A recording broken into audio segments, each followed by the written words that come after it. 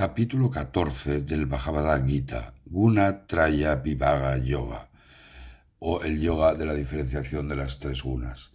Yo os quería presentar esta versión del Bhagavad Gita que he traducido al español, que se llama el Gita Marankanandam, que nos lo recomendaron en India por su alto valor pedagógico. Su autor es Swami Vijayaprakashananda.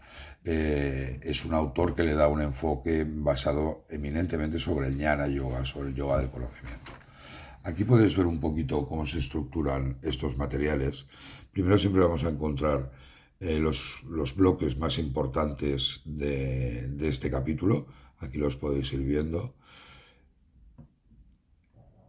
Unidad con el Señor, el gran Prakriti, las tres gunas, los efectos de las gunas en el carácter del hombre, cómo alcanzar a Paramatman y luego cómo podemos definir un Jiva Mukta o alguien que ha trascendido a estas tres gunas. Recordar que las gunas son tres: Sattva, la luz; Rajas, que es la actividad y crea el apego; y Tamas, que es la pereza, el sueño, y es la que hay que erradicar. Entonces tenemos que ir subiendo de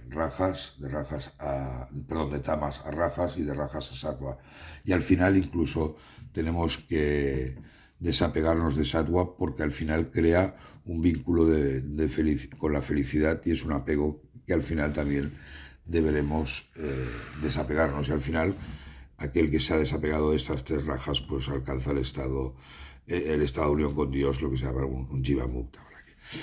Bien,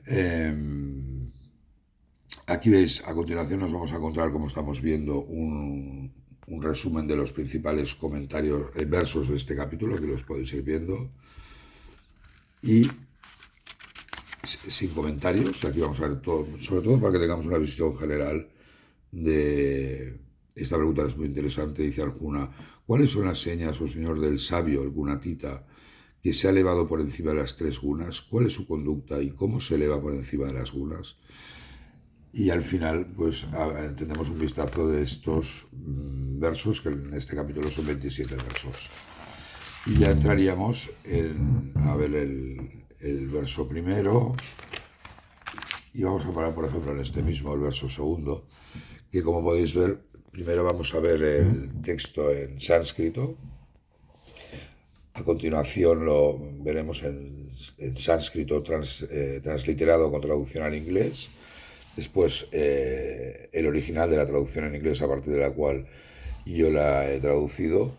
Y al final la traducción en español. Estas notas son mías de cuando hice la impresión para corregir.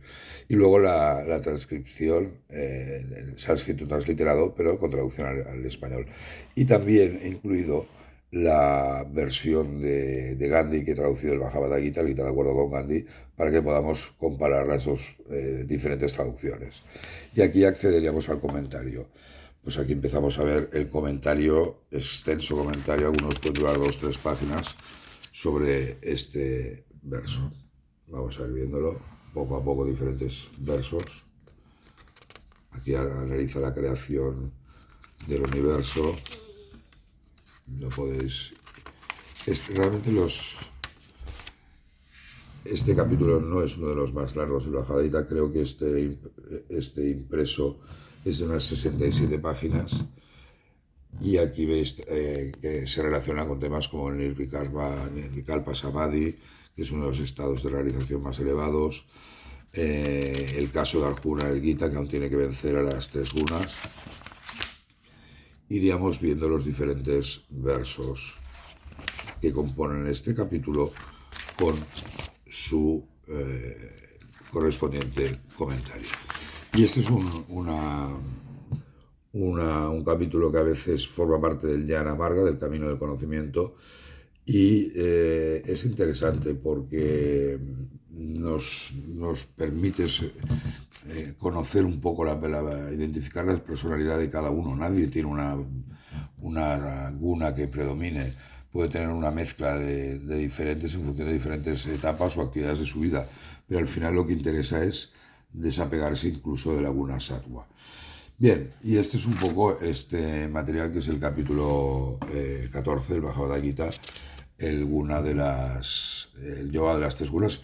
Incluso veis que en algunos casos he incluido comentarios de Swami Vivekananda que enriquecen muchísimo el texto. Y es, como os decía, pues es unas 67 páginas lo que ocupa esta versión del Gita, en concreto el capítulo 17. Y os recomiendo todo lo que haréis si queréis profundizar realmente en el profundo e inacabable conocimiento del Bhagavad Gita. Muchísimas gracias, Om Namaste.